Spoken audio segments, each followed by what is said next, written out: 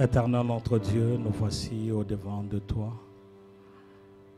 Merci Seigneur pour cette occasion que tu nous donnes de venir dans ta présence et de rendre gloire à ton nom. Tu es tellement merveilleux et que tu nous as, Seigneur, permis de pouvoir étudier ta parole. C'est par la connaissance que nous pouvons t'atteindre. C'est par la connaissance que nous pouvons, Seigneur, sortir plus que vainqueurs de ce monde. Permets, Seigneur Dieu de gloire, que ces études que nous sommes en train de faire dans la Bible puissent être bénéfiques pour chacun de nous. Bénis, Seigneur, ton peuple. Bénis chacun de nous. Que cette parole puisse nous assister, nous aider et puisse nous être favorable.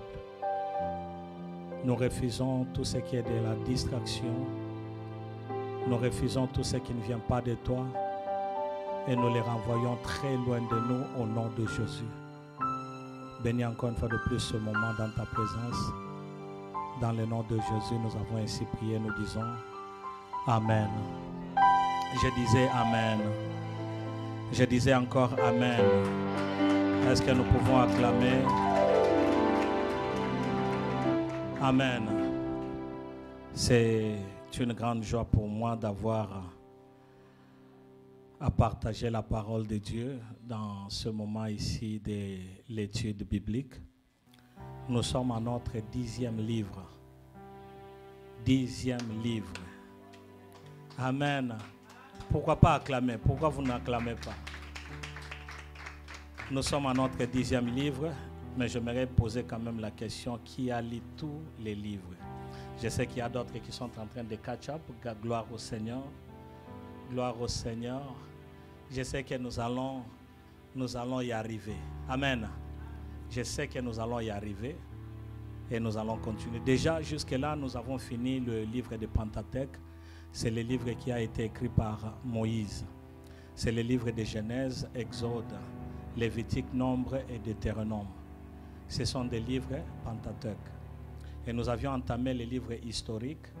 Ce sont les livres de Josué, Juge, Ruth, 1 Samuel. Et nous sommes à notre 2e livre de Samuel. Et je crois que prochainement, par la grâce de Dieu, nous aurons donc à étudier les livres de 1 roi et aussi les livres de 2 rois. Nous irons aussi à 1 chronique, 2 chroniques. Nous allons prendre un peu de pause pour pouvoir poser des questions. Et après ces questions, nous serons encore au restaurant pour pouvoir nous réjouir, n'est-ce pas? Chaque fois que nous lisons, on doit prendre aussi un moment de repos. Et nous allons aussi essayer un peu d'enjoy. Que Dieu vous bénisse. Nous sommes à notre 2e livre de Samuel.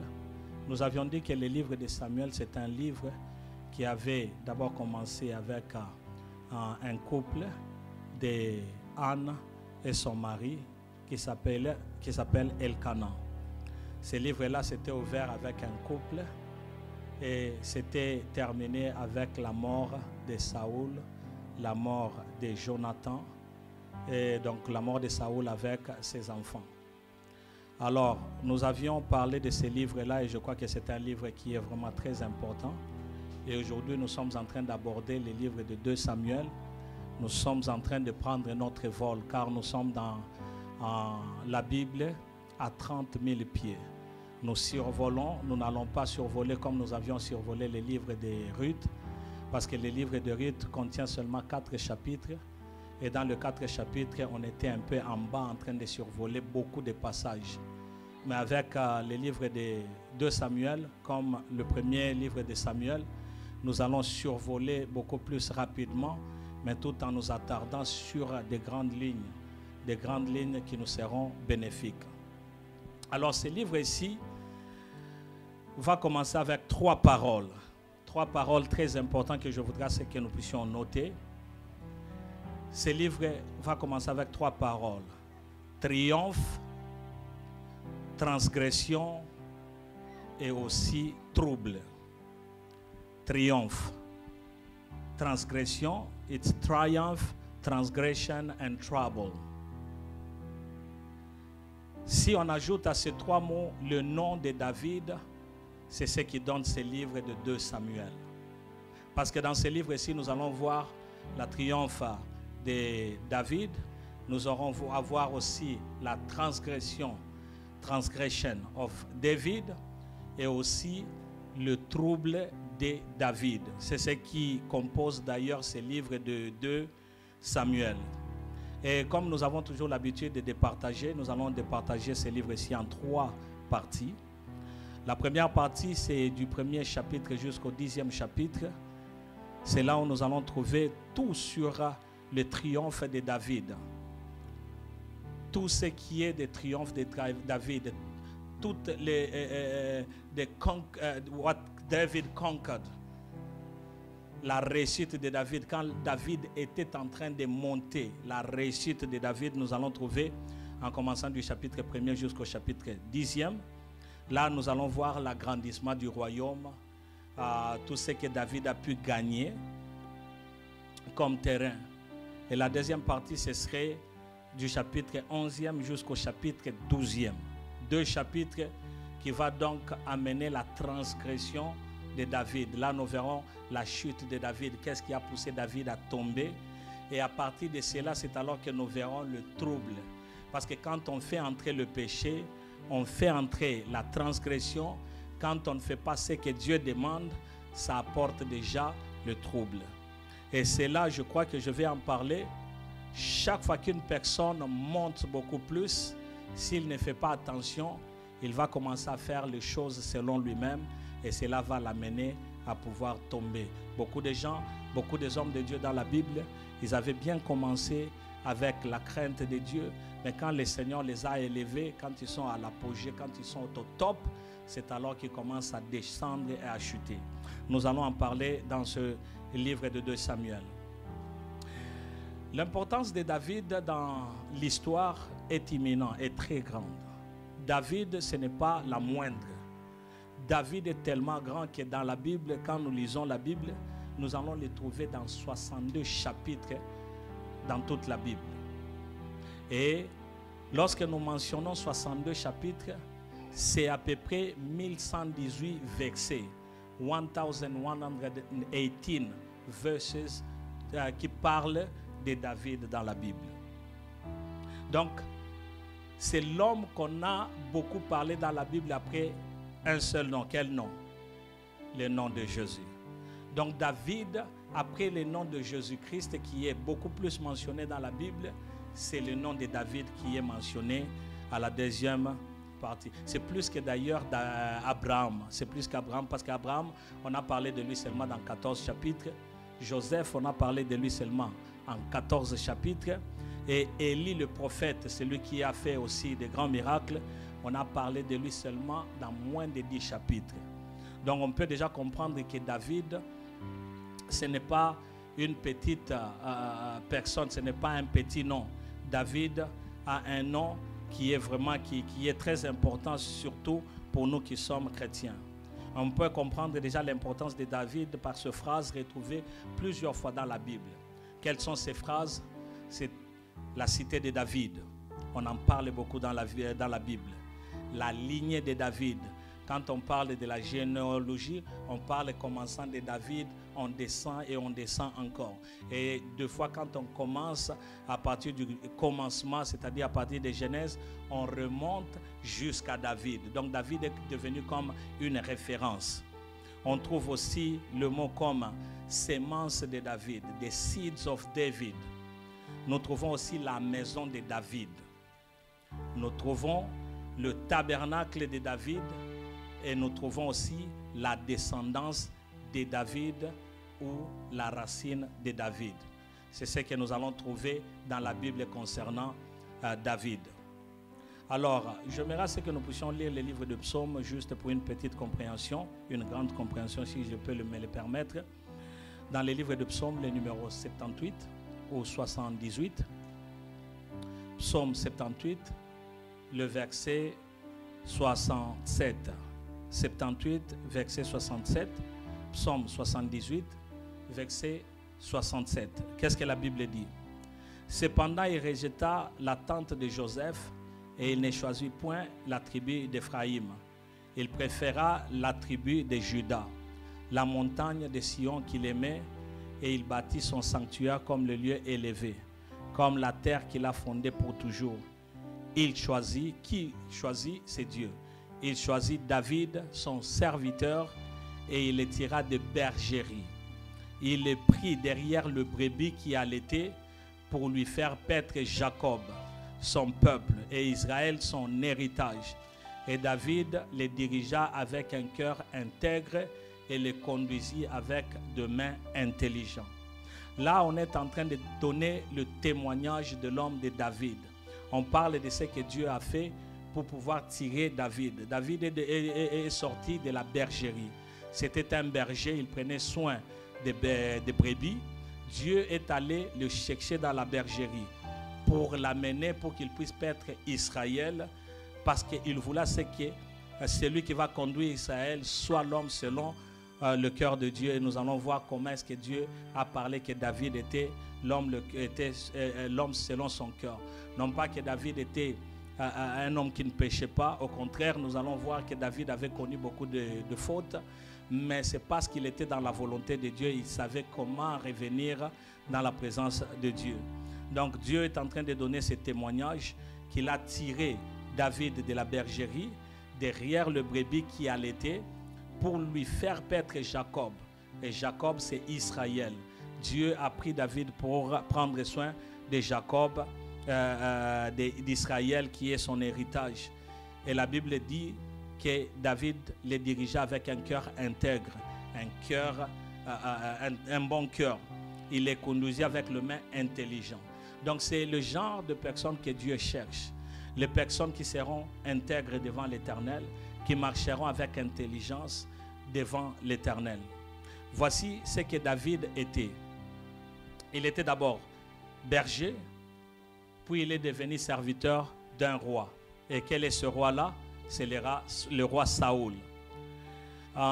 David, il est devenu souverain comme roi d'Israël. Il était le deuxième roi d'Israël après le roi Saoul. Si nous nous souvenons de l'histoire, nous verrons que Saoul était le roi selon le cœur des hommes, n'est-ce pas? Ce sont les hommes qui avaient cherché Saoul. Or, si on avait attendu seulement 10 ans après, on allait avoir l'homme selon le cœur de Dieu. Parce que Dieu, déjà, quand nous revenons encore dans la Bible, nous allons voir que Dieu, quand il donnait la loi, il avait déjà prévu quand Israël va demander un roi. Quand il se dira que nous voulons avoir aussi un roi qui va nous diriger comme les autres peuples. Donc Dieu qui connaît déjà l'avenir, qui connaît le futur, il avait déjà donné un roi. Mais Israël n'avait pas compris. Il s'est dit 10 ans avant, il avait déjà commencé à demander un roi selon eux-mêmes. C'est pourquoi ils ont eu Saoul, et Saoul a marché contrairement à la parole de Dieu. Mais David, c'est l'homme selon le cœur de Dieu. Il était le deuxième roi d'Israël. Et quand David grandissait, personne ne pouvait croire qu'il allait être roi par rapport à ce qu'il était dans sa famille. N'est-ce pas que si nous lisons la Bible, nous allons voir qu'il était le plus petit, mais qui était en train de prendre soin des brebis. Dieu l'appelle à 2 reprises selon son cœur dans la Bible. Je venais de le dire que quand Dieu a appelé David l'homme selon son cœur, ce n'est pas que David n'avait pas péché, mais c'était l'homme selon les desseins de Dieu, selon l'appel de Dieu, selon la volonté de Dieu. Donc David était l'homme comme ça. Saoul venait de mourir parce que nous avons vu la mort de Saoul dans le premier livre de Samuel. Lui et ses 3 fils. On lui a apporté la nouvelle. Quand nous commençons déjà à lire le deuxième livre de Samuel, nous saurons qu'il y a eu une personne qui est venue envoyer, une personne qui est venue donner la nouvelle à David. Et la personne qui venait donner la nouvelle à David croyait qu'il faisait bien, croyait qu'il était en train d'apporter une bonne nouvelle. Mais si nous regardons, David, c'était une personne qui craignait l'Éternel et qui n'avait même pas le droit de toucher à l'homme de Dieu, à loin de Dieu, qui était Saoul. À 2 reprises, il a eu l'occasion de le tuer, mais il n'a pas voulu le tuer, tout simplement parce qu'il ne voulait pas toucher l'homme de Dieu. Nous commençons au chapitre 1er. Nous allons lire le verset 17e. Là, c'est quand Saoul est mort, Jonathan est mort et les enfants de Saoul sont morts. On a apporté la nouvelle, David était touché. Le verset 17e du chapitre 1er, la Bible dit: voici les cantiques funèbres que David composa sur Saoul et sur Jonathan son fils. Saoul voulait sa mort, mais David l'aimait. Donc, Saoul voulait la mort de David, mais David l'aimait. C'est pourquoi même quand il est mort, David a composé un chant. Il a composé un chant pour chanter à l'honneur de Saoul et aussi à l'honneur de Jonathan. Il a démontré ce que Jésus-Christ avait dit, qu'il faut aimer même nos ennemis.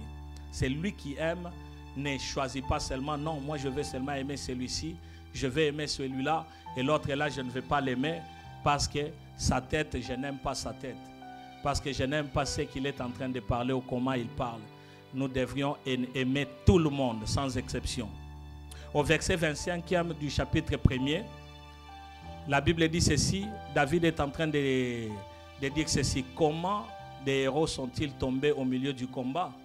Comment Jonathan a-t-il succombé sur tes collines? Je suis dans la douleur à cause de toi. Jonathan, mon frère, tu faisais tout mon plaisir. Ton amour pour moi était admirable au-dessus de l'amour de femme. Nous allons souligner cela parce que je vais expliquer pourquoi est-ce que David l'avait dit. David déclare: ton amour pour moi était admirable au-dessus de l'amour des femmes. Dans 1 Samuel, le chapitre 18, nous avions déjà lu cela. On a beaucoup plus mentionné de l'amour. L'amour que David avait pour David avait pour Jonathan. Dans le chapitre 1 Samuel, le chapitre 18e, on a beaucoup plus mentionné sur l'amour que David avait sur Jonathan. Mais là où nous venons de lire, j'ai dit que nous puissions souligner là où David est en train de dire que ton amour était plus fort que l'amour, que celui de la femme. Qu'est-ce que David disait? Pourquoi David l'avait dit cela? Parce que beaucoup de gens utilisent ce passage-là aujourd'hui pour pouvoir faire entrer à l'homosexualité. On est en train de dire que si David avait l'amour pour Jonathan, c'était plus que l'amour de la femme. Donc nous sommes aussi appelés à aimer un homme plus qu'une femme. Donc on peut aimer un homme, entre hommes il peut y avoir l'amour. Parce que les gens aiment toujours trouver une occasion, une ici pour pouvoir justifier les choses qu'ils sont en train de faire. Or, quand David parlait de cet amour ici, c'est parce que nous devrions d'abord savoir que David était marié à la sœur de qui? De Jonathan. Et son nom c'était qui? Michal. Michal. Parce qu'il l'avait gagné lorsque Saoul avait dit que si tu m'apportes ce prix ici, comme ça quand tu viendras, tu seras mon gendre, tu vas te marier à ma fille. Au lieu de donner Michal à David, Saoul avait donné à une autre personne. Alors l'amour que David était en train de signaler, c'était tout simplement pour dire que l'amour que Jonathan avait, que David avait pour Jonathan, était plus que l'amour de Michal qui était sa femme. Donc cet amour-là que David avait pour Jonathan, c'était plus que l'amour qu'il avait pour Michal. Pourquoi? Parce qu'il avait gagné tout simplement. C'était un jeu de concours. Amen. C'était une chose qu'il avait fait. Il n'y avait pas d'amour, mais pour être gendre. Et parce que nous savons que si vous voulez être gendre d'un roi, déjà vous avez des opportunités. Déjà vous êtes grand parce que vous êtes dans la famille royale. Et David savait que si j'entre là, j'aurai déjà des opportunités. C'est pourquoi David a dit que ton amour est plus que celui d'une femme. David avait un grand succès, mais quand nous lisons le deuxième livre de Samuel, nous allons voir que David avait un grand succès là dehors, mais il avait échoué en tant que père. Il a échoué lamentablement en tant que père de famille. Donc, c'est le cas que nous venions de voir dans 1 Samuel 2. Il y avait déjà des exemples. Notamment, la première personne qui avait échoué, c'était qui? C'était les sacrificateurs Élie. Les sacrificateurs Élie, et puis il y avait le prophète Samuel. Toutes ces personnes, tous les deux avaient déjà échoué. Mais aussi, nous voyons que David aussi a échoué. Il n'a pas tiré des leçons par rapport à cela. Et nous devrions aussi savoir que David avait 8 femmes. C'est pourquoi nous pourrions déjà comprendre pourquoi est-ce que son fils avait aussi beaucoup de femmes. David avait 8 femmes. Je venais de dire que Salomon, lui, a surpassé en tout ce que son père avait fait. D'abord, Dieu envoie David à Hébron. C'est là où c'était à Juda. En Juda, c'est là où David est devenu d'abord roi. Parce que David n'est pas devenu roi sur tout Israël. Il avait d'abord commencé sur Juda, et après, il est devenu le roi de tout Israël. Le chapitre 2e, le verset 4e, qu'est-ce que la Bible nous dit? Les hommes de Juda vinrent et là ils joignirent David pour roi sur la maison de Juda. On informa David que c'était les gens de Jabèche à Galade qui avaient enterré Saoul. Qu'est-ce que nous pouvons comprendre par là? David a été, on l'a donc placé ou on l'a oint à 3 reprises. David a été oint à 3 reprises ou 3 fois. D'abord, premièrement, c'était en privé dans sa famille lorsque le prophète Samuel était allé le oindre. Et deuxièmement, c'était en Juda à Hébron. Et troisièmement, c'était sur tout Israël, en Jérusalem. C'est ce qui s'est passé.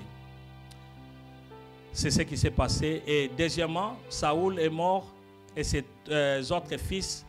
Mais il y avait un fils de Jonathan qui était resté. Qui les connaît? Mephibosheth. Et en dehors de cela, il y avait encore un autre fils. Quand Saoul est mort, quand Jonathan est mort et les autres fils sont morts, Saoul avait laissé encore un autre fils qu'on avait placé à la tête. Et c'était Ish-Bosheth.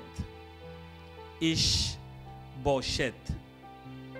Et Abner, qui était le commandant en chef de l'armée de Saoul, c'est celui qui l'avait placé. Parce que quand Saoul est mort, Jonathan est mort, il fallait placer une autre personne là-bas. Alors Abner, qui était le commandant en chef, qui était l'homme fort de l'armée, il a pris Ish-Bosheth, il l'a placé comme roi.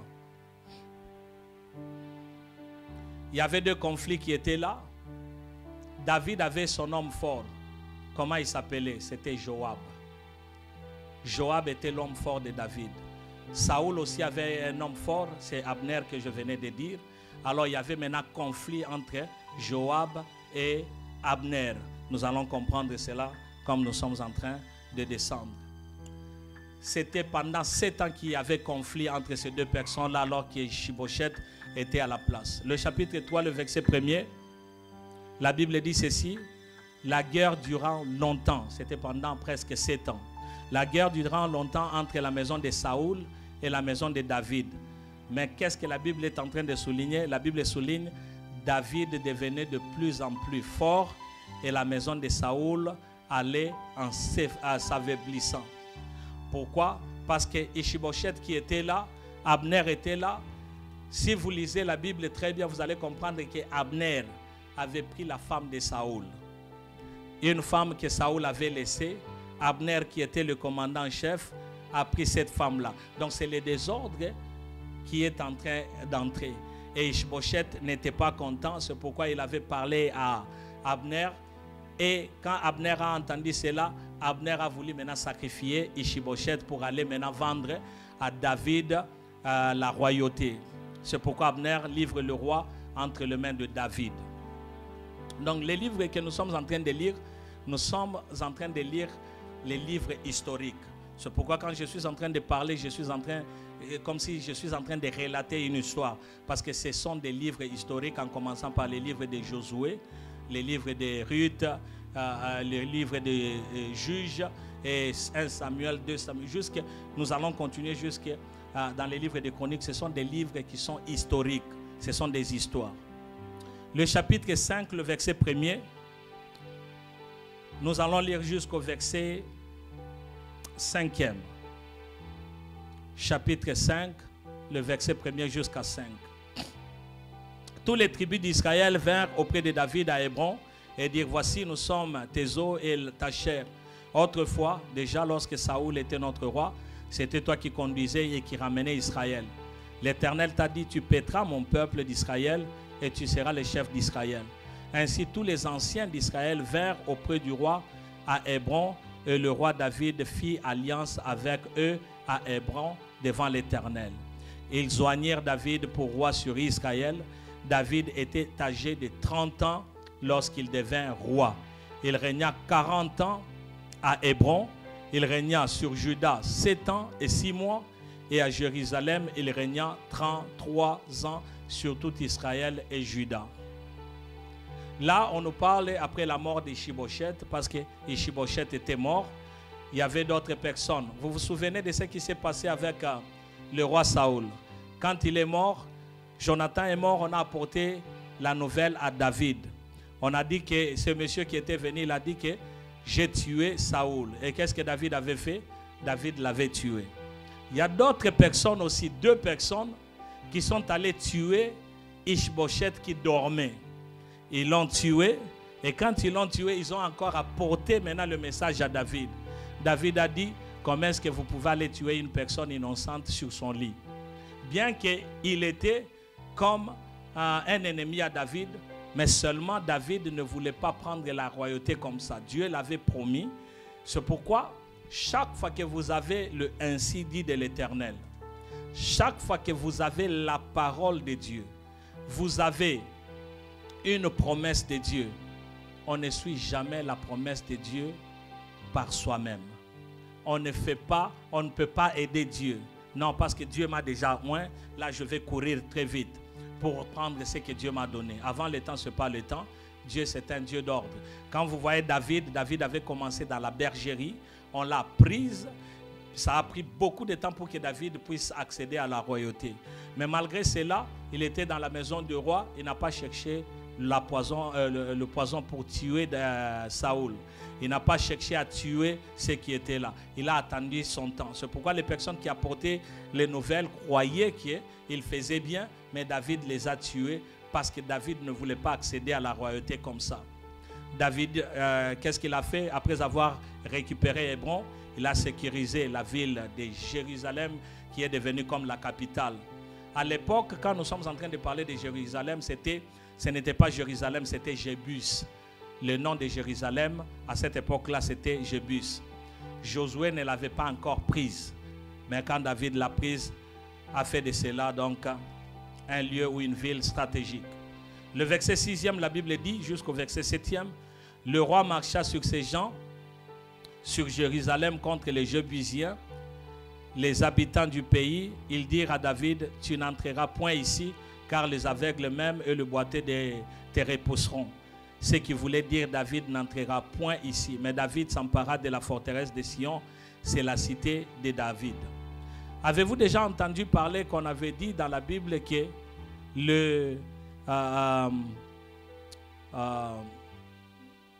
boiteux ou les aveugles n'entreront pas dans le palais royal? Avez-vous déjà entendu cela?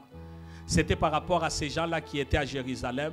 Quand David marchait pour récupérer la ville, ils avaient dit même les aveugles n'entreront pas ici. Et quand on a récupéré, c'était maintenant devenu courant. Même les aveugles n'entreront pas dans le palais du roi. Mais vous vous souviendrez que Mephibosheth est entré quand même. Le chapitre 6e, on parle de l'arche de Dieu. Il y a eu combat entre les Philistins. Il y a eu combat entre les Philistins et les Israélites. Alors, qu'est-ce qui s'est passé? Quand on avait récupéré l'arche, quand on avait récupéré l'arche de Dieu, par le Philistin, quand ils avaient tué, quand ils avaient combattu Israël avec Saoul, Jonathan, ils avaient récupéré l'arche de Dieu, ils ont amené ça chez les Philistins. Alors c'était beaucoup de temps qu'ils sont restés là-bas. Quand vous lisez la Bible, vous allez comprendre que quand l'arche est restée au milieu des Philistins, les Philistins ont commencé à tomber malades. On parle de l'hémorroïde. Donc il y a eu une maladie qui était là et c'était terrible. Les Philistins tombaient malades jusqu'à ce qu'ils ont pris la décision de pouvoir retourner l'arche chez les Israélites. Ils ont pris 2 bœufs, ils ont sacrifié et puis ils l'ont renvoyé. Là, c'est à partir du chapitre 6e. Alors, le verset 3e dit, ils mirent sur un char neuf l'arche de Dieu et l'emportèrent de la maison d'Abinadab sur la colline. Parce que quand les Philistins ont renvoyé l'arche de Dieu, David voulait maintenant récupérer pour amener ça à Jérusalem. En voulant récupérer, il a suivi la même procédure que les Philistins avaient fait. Or, quand nous rentrons, lorsque Dieu avait dit qu'il puisse apporter l'arche dans la tente d'assignation, qu'est-ce que Dieu avait dit? Dieu avait choisi un peuple. Dieu avait choisi une tribu. C'était quelle tribu? Les Lévites. Et parmi les Lévites, ce n'était pas tous les Lévites qui pouvaient toucher à l'arche de Dieu. Il y avait une catégorie de personnes qui pouvaient toucher. Mais alors quand les Philistins ont envoyé l'arche de Dieu, David aussi est allé récupérer avec Uza, avec Adjo, le fils d'Abinadab. Ils ont fait la même chose que les Philistins avaient fait. Ils ont pris ça, ils ont mis aussi sur une char pour amener ça à Jérusalem. Bien que David dansait, il y avait des cérémonies. Maintenant, là, on nous parle qu'est-ce qui s'est passé avec le fils d'Abinadab. Le verset 3e, ils mirent sur un char neuf l'arche de Dieu et l'emportèrent de la maison d'Abinadab sur la colline. Uza et Adjo, fils d'Abinadab, conduisaient le char neuf. Ils l'emportèrent donc de la maison d'Abinadab sur la colline. Uza marchait à côté de l'arche de Dieu et Adjo allait devant l'arche. Au verset 5e, David et toute la maison d'Israël jouaient devant l'Éternel de toutes sortes d'instruments de bois, des cypres, des harpes, de luth, des tambourins, des sistres et des cymbales. Lorsqu'ils furent arrivés à l'ère des Nakon, Uza étendit la main vers l'arche de Dieu et la saisit parce que le bœuf la faisait pencher. La colère de l'Éternel s'enflamma contre Uza et Dieu le frappa sur place à cause de sa faute. Uza mourut là près de l'arche de Dieu. Est-ce que Uza avait fait mal de pouvoir essayer un peu de retenir l'arche de Dieu? D'abord, il faut comprendre qu'il ne suffit pas seulement d'avoir les bonnes intentions avec Dieu. Les bonnes intentions, c'est bien, mais faire la volonté de Dieu, c'est quoi? C'est mieux.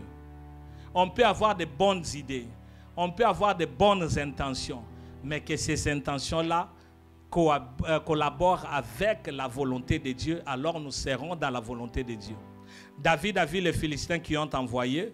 Lui aussi a dit, d'ailleurs, moi je vais me faire un char neuf, très très neuf. On va placer l'arche de Dieu et on va amener. Bien qu'il dansait, bien qu'il faisait des sacrifices, mais Dieu n'avait pas agréé cela. Et qu'est-ce qui s'est passé? Uza qui n'était pas lévite, Uza qui ne pouvait pas s'approcher de l'arche, il s'est approché parce que l'arche s'est penchée pour tomber. On n'aide jamais Dieu. Dieu a dit, il ne faut pas toucher, il ne faut pas toucher. Dieu lui-même, il est Dieu, il peut prendre soin de lui-même. Mais Uza, bien qu'il y ait la bonne volonté, mais ce n'était pas dans la volonté de Dieu. Donc il ne suffit pas d'avoir une bonne volonté. Cette bonne volonté doit être aussi dans la volonté de Dieu pour être bonne. Donc c'est ce qu'il faut savoir. Ces jours-là, Uza croyait pouvoir aider, mais or en aidant, personne ne peut aider Dieu. Il a trouvé la mort sur place et puis c'était fini. Donc David avait une bonne intention, mais ce n'était pas suffisant, car Dieu avait dit seulement les Lévites qui pouvaient transporter et non pas n'importe qui. Le Philistin avait mis une char alors que David aussi a fait cela, sauf que cette fois-ci, Dieu a tué quelqu'un parce que les Israélites étaient censés connaître la loi. étaient censés connaître la volonté de Dieu. Les Philistins, eux, pouvaient faire cela, ils ne connaissaient pas. Mais Dieu demande à ses enfants de connaître ses lois, de connaître ses commandements, de connaître sa volonté. Il est important de savoir qu'on peut être sincère de point A jusqu'au point B, mais Dieu n'a pas approuvé cela. Dieu ne va pas approuver ça. Il ne suffit pas seulement d'être sincère, il faut chercher à faire la volonté de Dieu. Donc après la mort d'Uza, 3 mois après, ils font correctement et sacrifient à tout moment.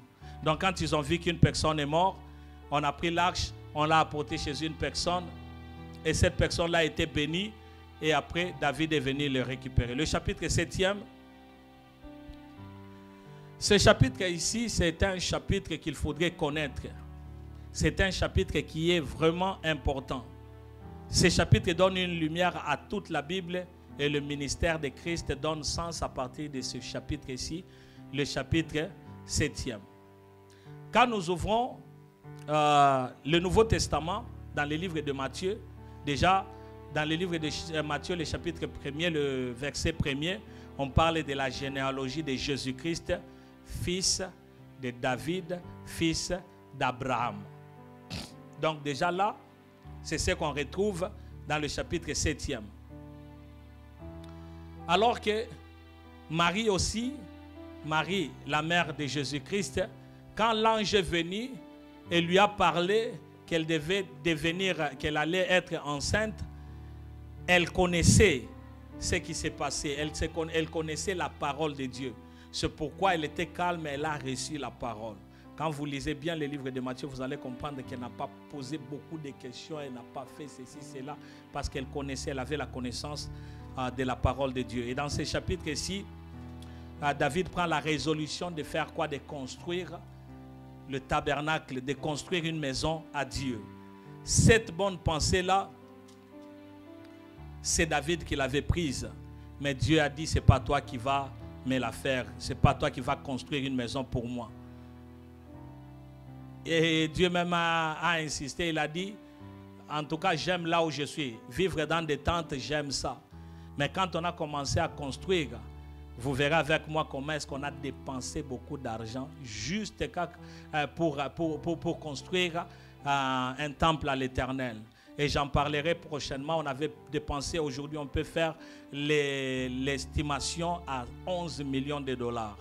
Juste le tabernacle de Dieu. Mais quand nous lisons ici, nous allons comprendre que Dieu a dit que non, moi j'aime là où je suis, dans une tente faite de peaux d'animaux, des habits, j'aime là. Mais quand il a dit qu'on puisse construire, il a demandé qu'on construise ce qui est important. Le chapitre 10e le verset 10e du chapitre 7, la Bible dit, j'ai donné une demeure à mon peuple. Ça, c'est David qui est en train de parler. J'ai donné une demeure à mon peuple, à Israël, et je l'ai planté pour qu'il soit fixé et ne soit plus agité, pour que le méchant ne l'opprime plus comme auparavant. Et comme à l'époque où j'avais établi des juges sur mon peuple d'Israël, j'étais accordé du repos en te délivrant de tous les ennemis, et l'Éternel t'annonce qu'il te créera une maison. C'est Dieu plutôt qui parle à David. L'Éternel t'annonce qu'il te créera une maison. Au verset 12e, quand tes jours seront accomplis et que tu seras couché avec tes pères, j'élèverai ta postérité après toi, celui qui sera sorti de tes entrailles, et j'affermirai son règne. Ce sera lui qui bâtira une maison à mon nom, et j'affermirai pour toujours le trône de son royaume. La volonté que David avait de pouvoir construire une maison à l'Éternel avait pris juste cette pensée-là. C'est pourquoi Dieu, déjà on va comprendre par là que Dieu fait alliance inconditionnelle avec David. C'est-à-dire, même si tu ne fais rien pour moi, à cause de ce que toi tu as dit là, moi j'établirai une maison qui restera éternelle. J'établirai une maison. La royauté sera comptée parmi ta descendance et personne ne peut donc l'enlever. Dieu parle de Salomon, mais aussi de l'avenir de David sur le trône. Mais plus bas dans Ésaïe, on verra qu'il y a l'un des fils de David qui va commettre l'erreur, la descendance, donc le fils de Salomon qui va pécher, qui fera du mal, et Dieu va arrêter ce qu'il avait dit. Mais il va récupérer cela quand nous arrivons dans les livres de Matthieu. C'est pourquoi vous verrez que Jésus-Christ n'est pas venu dans la lignée de Joseph. Joseph, c'est le père nourricier, mais il est venu par Marie. C'est pourquoi quand nous lisons la Bible, comprenez très bien, dans les livres de Matthieu, on parle de la généalogie de Jésus-Christ et de David, de la descendance de David. On parle, mais il n'est pas venu directement de Joseph, bien que Joseph était aussi descendant de David. Mais quand nous allons dans les livres de Matthieu, nous allons voir qu'on parle de la descendance de David, mais en parlant de Marie. Donc Marie aussi est de la lignée de David. C'est la lignée pure, parce que la lignée de Salomon au travers de Joseph, c'était la lignée qui n'était pas pure, à partir des tribus.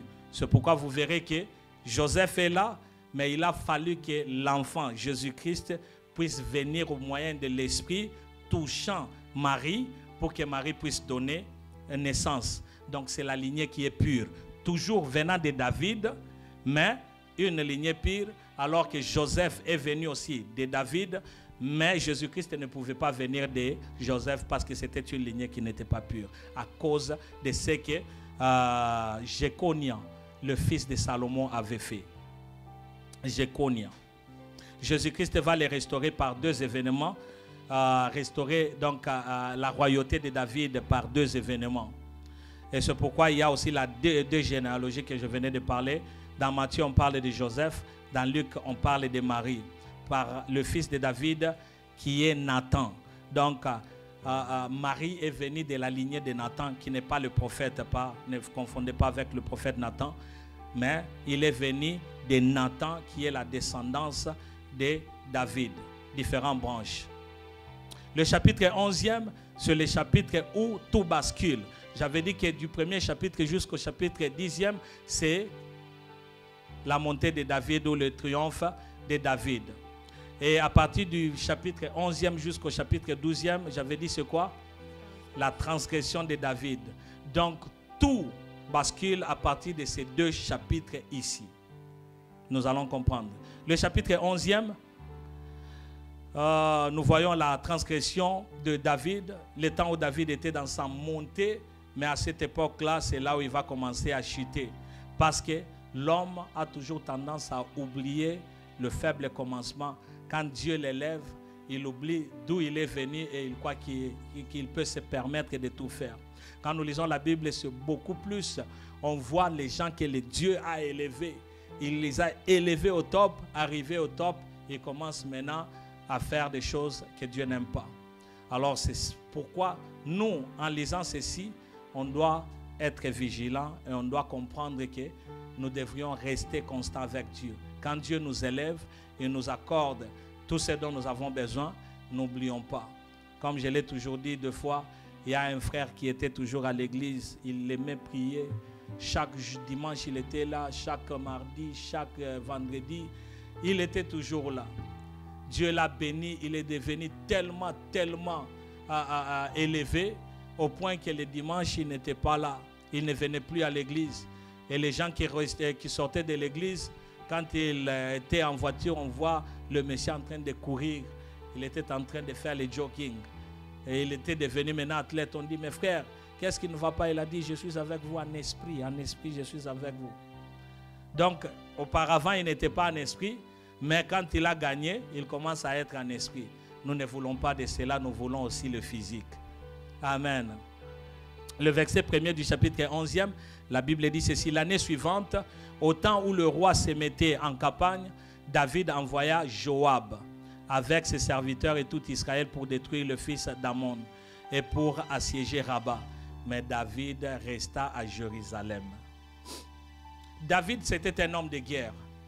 Mais quand il a vu que tout allait très bien, il a commencé maintenant à dépêcher les autres à aller et lui, il est resté. Et quand il est resté, il n'avait plus le travail à faire. C'est alors qu'il est sorti sur son balcon pour commencer maintenant à regarder en bas. Donc, quand nous regardons la cité de David ou la ville de David, là où il était, là, le royaume était, selon les explications, c'était un peu comme une colline. Donc, il est là-haut et ce qui se passe là en bas, il peut le voir. C'est pourquoi il avait aussi la vue sur Bathsheba qui était en train de se baigner. Mais Bathsheba aussi, comment est-ce qu'elle peut se tenir là dehors, sachant que là en haut, quelqu'un peut me voir? Donc il y a des personnes qui aiment, comme on a toujours dit dans mon pays, biper. Donc il faut savoir que les choses que nous faisons peuvent aussi déranger les autres. Il faut toujours tenir compte qu'il ne faut pas dire que non, c'est mon frère en Christ. Non, de la manière dont tu t'habilles et tout ce que tu fais là, sache-le que tu peux aussi amener quelqu'un à tomber. Bathsheba ne savait pas, mais il était quand même une personne qui s'est permis de sortir seulement là dehors et de se baigner. Et David qui était là, il ne pouvait jamais fermer ses yeux, il a aussi regardé. Donc le verset 2 dit, un soir David se leva de sa couche et comme il se promenait sur le toit de la maison royale, il aperçut de là une femme qui se baignait et qui était très belle de figure. Donc le problème ce n'est pas quand tu regardes la première fois. Le problème c'est la deuxième fois. Parce que deux fois on ne peut pas empêcher le premier regard. Parce que par hasard, tu peux regarder quelque part. Par hasard, tu peux tomber sur quelque chose. Et surtout de nos jours ici, tu n'as pas envie de voir quelque chose, mais puisque tu es sur Facebook, tu fais passer, tu vois. Le problème, ce n'est pas quand tu as vu. Quand tu passes et quand tu te dis, je rentre un peu pour voir qu'est-ce qui se passe, c'est là où se pose le problème. Donc, quand tu te retrouves devant une situation et tu fais passer, là, tu fais bien. Mais quand tu te dis non, comment ils ont fini? Je vais un peu rentrer. C'est là où maintenant se pose le problème. C'est ce qui s'est passé avec David. Et David, au verset 3e, vous verrez qu'il a posé des choses qu'il fallait faire. Il a posé la bonne question, il a demandé, il a reçu toutes les bonnes réponses, mais il a choisi, il s'est décidé de faire ce qui était mauvais. Le verset 3e dit, David fit demander qui était cette femme-là.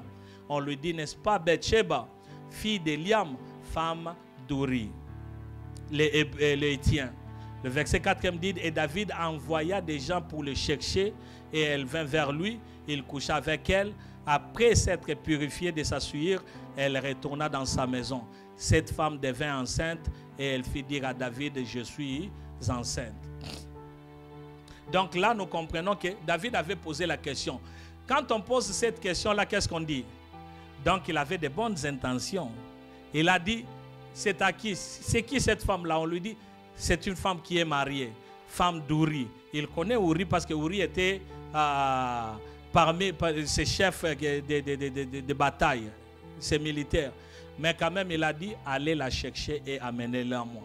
Et il a couché avec lui. Elle est tombée enceinte. David fait appel à Uri.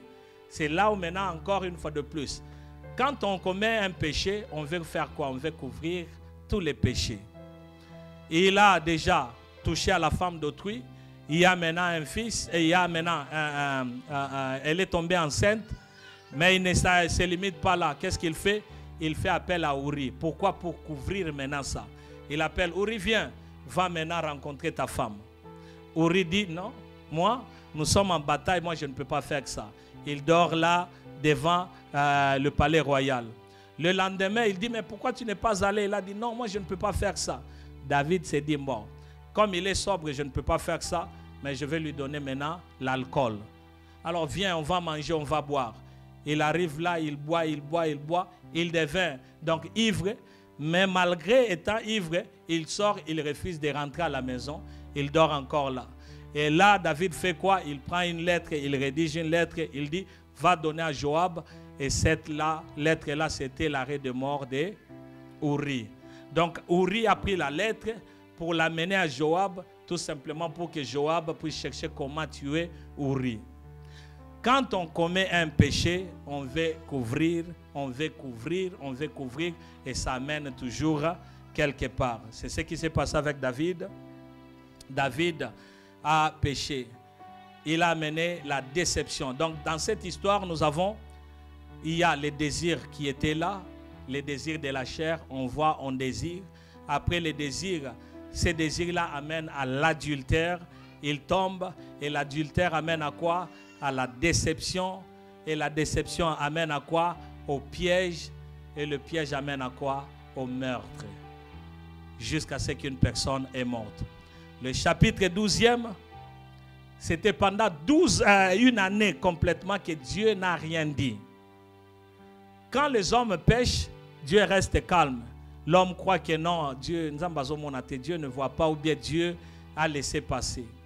Or, Dieu a vu et la Bible va déclarer ceci, que Dieu n'était pas content du tout. Au chapitre 12e, donc pendant une année, Dieu n'avait rien fait à David. Dieu n'avait rien fait. Dieu était patient avec lui. Mais David, le péché rongeait à son intérieur. Et c'est ce que nous allons voir dans les livres de psaumes.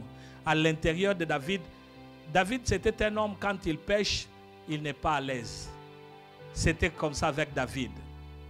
David, c'était une personne, quand il pêche, il n'est pas à l'aise. C'est pourquoi dans les livres de psaumes, le numéro 32, le verset 3e, qu'est-ce que David est en train de dire?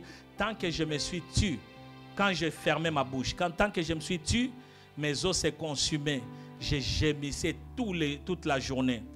Donc quand il gardait calme et il ne demandait pas pardon, il ne confessait pas, à son intérieur, il n'était pas à l'aise. Dieu envoie le prophète Nathan qui lui amène une histoire. Pourquoi Nathan n'a pas dit directement à David son péché? David était aveugle de son péché. David croyait, bien qu'il avait péché, bien qu'il avait ces rumeurs-là, rumeuses, je ne sais pas rumeuses en français, remords en lui, mais quand même, il ne voyait pas la grandeur de ce péché-là. Alors Dieu envoie Nathan qui vient lui dire, il y a deux personnes, un pauvre qui est là, il a seulement un brebis. Et ces brebis-là, il a toujours gardé, il donne à manger, il va même sur les lits avec ces brebis-là pour le protéger.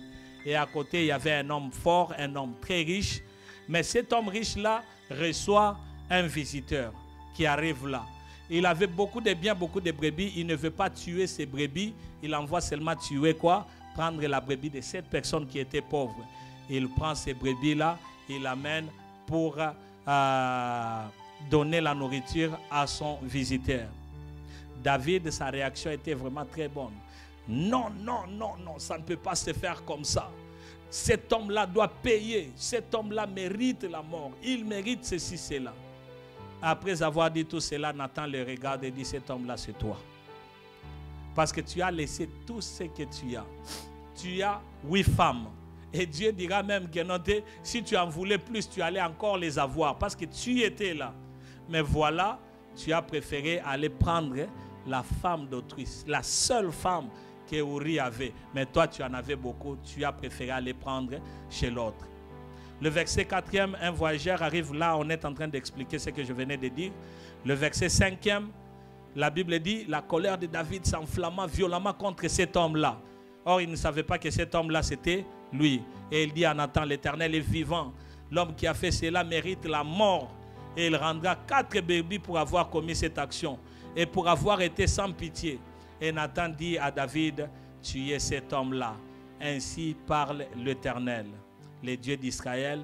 J'étais oint pour roi sur Israël et j'étais délivré de la main de Saoul. À partir du chapitre 12, nous allons voir aussi le chapitre 13e. Et le reste du livre, c'est le trouble maintenant de David. C'est là où le trouble entre dans la vie de David. Je serai un peu long, rapide maintenant, parce que nous touchons à la fin. Le chapitre 10 et 13, le verset 21, la Bible dit, le roi David a appris toutes ces choses et il fut très irrité. Absalom ne parla ni en bien ni en mal avec Amnon, mais il le prit à haine parce qu'il avait déshonoré Tamar et sa sœur. Là, quand je parle de trouble, dans la maison de David, il y a maintenant un problème.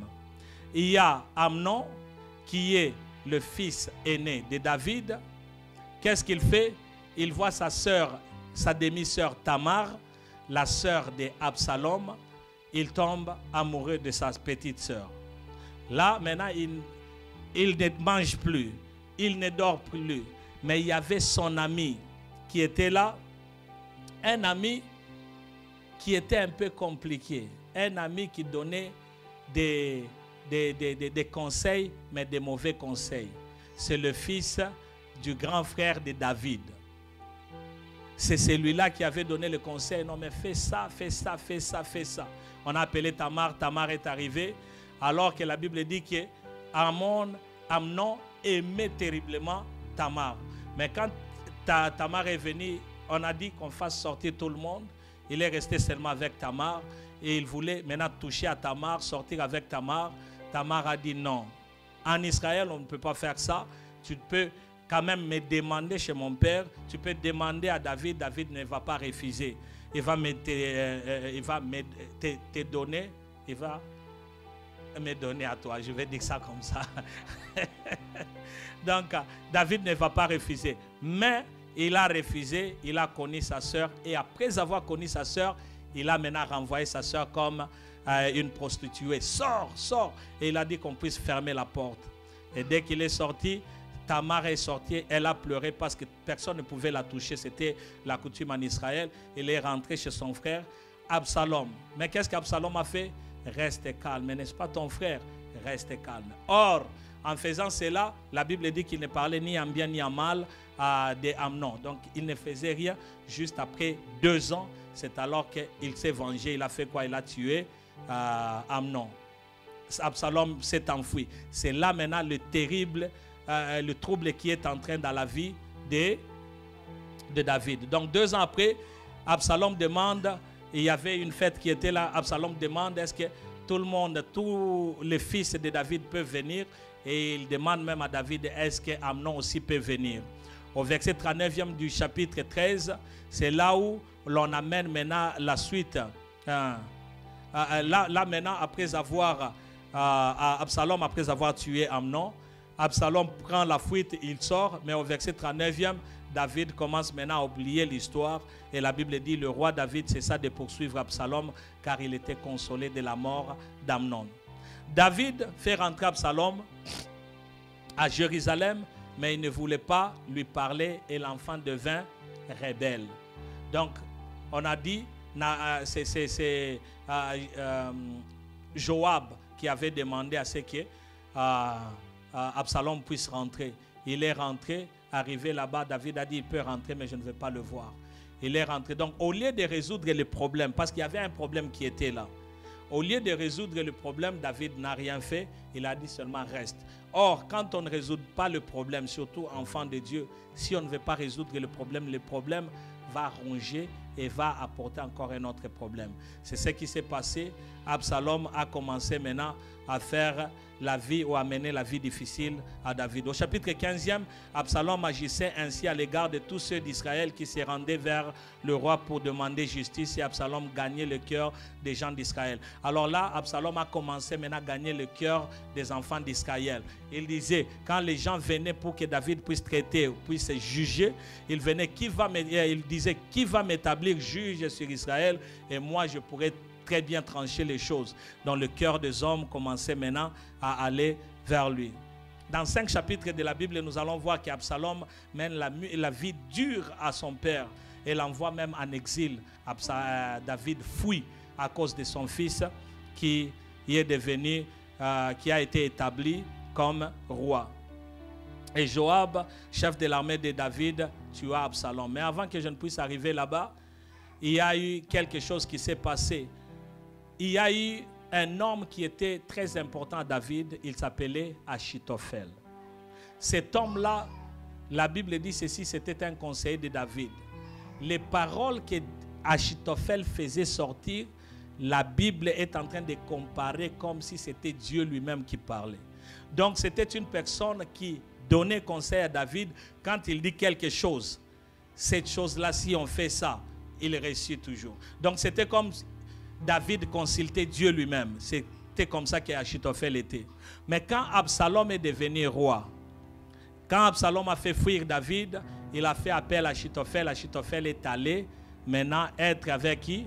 Avec Absalom. Et quand David a entendu cela, David a demandé à Dieu, il a dit, rends en ayant les conseils d'Achitophel, parce que David connaissait la force d'Achitophel. Il connaissait que comme Achitophel est allé là-bas, en tout cas c'est fini pour moi. Mais il y avait une personne qui était venue vers David. David l'a envoyé là-bas et cette personne-là a assisté pour que l'on ne puisse pas suivre le conseil d'Achitophel. Le chapitre 18 au verset 33. Alors le roi, saisi d'émotion, montant dans la chambre au-dessus de la porte et pleura. Il disait en marchant, mon fils Absalom, mon fils Absalom, que ne suis-je mort à ta place, Absalom, mon fils. Là, nous voyons qu'on a tué Absalom par qui? Par Joab, qui était l'homme fort de David. Joab l'a tué, David a pleuré et tout le monde était... On ne savait pas maintenant, est-ce que nous sommes dans la joie ou nous sommes en deuil parce qu'on vient de gagner, mais on ne peut pas pleurer parce que c'est le fils du roi et le roi est en train de pleurer. Jusqu'à ce que Joab a dit, aujourd'hui tu vas perdre le cœur de tout le monde parce que c'est celui-là qui te faisait le mal. Il est mort, maintenant tu es en train de pleurer. Donc tu voulais que tout le monde meure et que ton fils puisse vivre. Alors si tu ne sors pas aujourd'hui même, tout le monde sera contre toi. David est sorti et quand il est sorti, tout allait très bien. Alors, Absalom mort, il y avait la réconciliation, on a cherché la paix, David est retourné. Le chapitre 23 qui est la fin de David, le chapitre 23, le verset 1er est en train de dire, voici les dernières paroles de David, fils d'Isaïe, paroles de l'homme haut placé, de loin de Dieu de Jacob, du chant très agréable d'Israël. Le verset 5 dit, n'en est-il pas ainsi de ma maison devant Dieu, puisqu'il a fait avec moi une alliance éternelle en tout point bien réglée et offrant pleine de sécurité. Ne fera-t-il pas germer tout mon salut et tous mes désirs? David est en train de parler de ce que Dieu avait donné comme Dieu avait dit sur sa maison et avait dit que la maison de David ne sera pas anéantie. Le chapitre 24e qui est le dernier chapitre, parce que dans ce chapitre-ci, c'est du chapitre 1er jusqu'au chapitre 24. Le chapitre 24, David commet une erreur en faisant encore le dénombrement. Les enfants d'Israël, c'était le peuple de Dieu. Dieu prenait soin de ce peuple-là. Mais la Bible dit que Satan a incité David à faire le dénombrement. Donc il faut faire attention parce que Satan peut aussi t'inciter à faire du mal. C'est pourquoi rester dans la présence de Dieu, Dieu te fera toujours du bien. À cette époque-là, David passait des moments difficiles. Et Satan l'a incité tout simplement pour faire quoi? Pour que David puisse faire le dénombrement. Juste à cause de cela, il a envoyé Joab. Joab avait essayé de le calmer pour ne pas faire cela. Il a dit, va le faire. Joab est revenu avec le nombre d'Israël. David maintenant a connu qu'il venait de commettre une erreur. Et puisqu'il avait commis une erreur, qu'est-ce qui s'est passé? Dieu lui a présenté trois choses. Trois choses qu'il allait commettre et que David puisse lui-même dire ce qu'il voulait. Il y a eu plusieurs personnes qui sont mortes et jusqu'à ce que David a demandé pardon et il a sacrifié. Au verset 10e, David sentit battre son cœur après qu'il lui ainsi fait le dénombrement du peuple. Et il dit à l'Éternel, j'ai commis un grand péché en faisant cela. Maintenant, ô Éternel, daigne pardonner l'iniquité de ton serviteur, car j'ai complètement agi en insensé. Dieu pardonne, mais les conséquences restent toujours. On peut demander pardon aujourd'hui, mais la chose que tu commets, tu risques de payer très cher. Mais Dieu te pardonne. Mais tu payes quand même. Donc il faut faire attention avec le péché. Il faut admettre et puis abandonner complètement, ne plus refaire. Parce que tu peux dire, je vais refaire, je vais demander pardon. Dieu va te pardonner, mais les conséquences, tu vas payer. Le verset 25, David bâtit là un autel à l'Éternel et il offrit des holocaustes et des sacrifices d'action de grâce. Alors l'Éternel fit apaiser envers le pays et la plaie se retira d'Israël. C'est le livre de 2 Samuel, à partir du chapitre 1er jusqu'au chapitre 24e. Qu'est-ce qu'il faut retenir? Il faut retenir que quand Dieu t'élève, reste constant avec l'Éternel. Ne te détourne pas de voie de l'Éternel. Parce que si tu te détournes, tu risques d'amener le trouble dans ta vie et tu risques de payer le prix de ce que tu commets comme péché. Il faut rester toujours dans la crainte de Dieu, à persévérer toujours dans l'obéissance de la parole de Dieu et cela te fera du bien. Ne regarde pas la bonté de Dieu pour te permettre de faire n'importe quoi. Quand tu connais que ça, je peux faire, mais ça, Dieu ne permet pas, ne le fait pas, bien que tu connais que notre Dieu, c'est un Dieu de bonté et un Dieu qui pardonne. Évite cela parce que tu risques de tomber dans des erreurs. Amen. Donc, je voudrais que prochainement, que nous puissions terminer le livre de 1 roi et le livre de 2 rois. Je sais que ceux-là qui n'ont pas encore fini les 10 livres, nous allons finir pour être à la page, n'est-ce pas? N'est-ce pas? Que Dieu soit loué. Est-ce que nous pouvons prier? Nous acclamons très fort pour la parole de Dieu. Seigneur, nous te disons merci. Merci pour ce moment que tu nous as donné. Merci pour le 10e livre. Alors que nous avions commencé au premier, on ne savait pas que nous allons atteindre le 10e. Merci pour le 10e. Et Seigneur, à partir de la semaine prochaine, quand nous serons au 20e, nous te dirons encore merci. Pourquoi pas quand nous serons au 66e livre, Seigneur, nous ne manquerons pas d'élever ton nom et de te rendre gloire. Encore une fois de plus, merci pour ce peuple qui nous suive, qui te suive, pour ce peuple qui a soif de toi, pour ce peuple qui marche, Seigneur Dieu de gloire, pour te connaître encore de plus en plus. Bénis tous ceux-là qui nous suivent dans le présentiel, mais aussi ceux-là qui nous suivent virtuellement. Que ton nom soit béni à perpétuité. Dans le nom de Jésus, nous avons ainsi prié, nous disons Amen. Que Dieu vous bénisse.